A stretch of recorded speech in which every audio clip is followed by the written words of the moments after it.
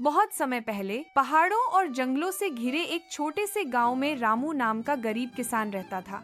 उसकी जमीन बहुत छोटी थी और कई सालों से बारिश कम होने के कारण वह बंजर हो चुकी थी। फिर भी रामू मेहनत करना नहीं छोड़ता था। सुबह से शाम तक वह खेत जोतता, पानी ढूंढता, लेकिन फसल मुश्किल से उग पाती। उसका जीवन कठिन था, पर उसका दिल बहुत साफ था। वह हमेशा दूसरों की मदद करता, चाहे खुद भूखा रहना पड़े। एक दिन सुबह सुबह वह लकड़ियां काटने जंगल जा रहा था कि रास्ते में उसे एक पुराना तालाब दिखाई दिया। तालाब के बीच में कुछ चमक रहा था। जब रामू पास गया तो देखा कि वहाँ एक अद्भुत सुनहरा कमल खिला हुआ है। उसकी पंखुड़ियां ऐसे चमक रही थीं जैसे उनमें सूरज की किरणें कैद हों।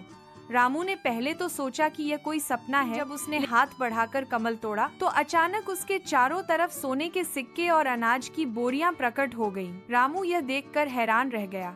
वह खुशी खुशी घर पहुंचा और अपनी पत्नी को सब बताया। पत्नी ने कहा, जरूर भगवान का वरदान है, हमें इसका सही उपयोग करना चाहिए। अगले दिन रामू फिर तालाब के पास गया। वहाँ उसे एक सफेद दाढ़ी वाले साधु मिले। साधु ने कहा, बेटा, यह सोने का कमल हर दिन एक नेक दिल और मेहनती इंसान को मिलता है, लेकिन ध्यान रहे तुम सिर्फ उतना ही लो जितनी जरूरत है। अगर लालच किया तो इसका जादू हमेशा के लिए खत्म हो जाएगा। रामू ने साधु से वचन लिया कि वह कभी लालच नहीं करेगा। वह रोज एक ही कमल तोड़ता और उससे मिली दौलत से अपनी जरूरतें पूरी करता, बाकी गरीबों में बांट देता। उसकी ईमानदारी और के लोग उसे और भी सम्मान देने लगे। लेकिन रामू का पड़ोसी हरिया बहुत लालची था। उसने देखा कि रामू दिन ब दिन खुशहाल होता जा रहा है। एक रात वह चोरी छिपे तालाब के पास गया और एक साथ सारे सोने के कमल तोड़ लिए। तभी आसमान में बिजली कड़की, तेज आंधी चली और तालाब का पानी सूख गया। सारे कमल पत्थर में बदल गए। जादू हमेशा के लिए खत्म हो गया। अगले दिन जब रामू तालाब पहुंचा तो वहां सिर्फ सूखी मिट्टी थी।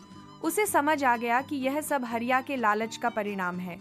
रामू दुखी तो हुआ, लेकिन उसने गांव के लोगों को इकट्ठा कर कहा, दोस्तों, प्रकृति का वरदान सिर्फ तभी टिकता है जब हम उसका सम्मान करें। लालच से सब कुछ खो जाता है। उस दिन से गांव के लोग सादगी और आपसी मदद को अपना सबसे बड़ा खजाना मानने लगे। रामू का नाम पीढ़ियों तक याद किया जाने लगा, उस इंसान के रूप में जिसने सोने के कमल से ज्यादा कीमती चीज पाई थी, संतोष और प्यार।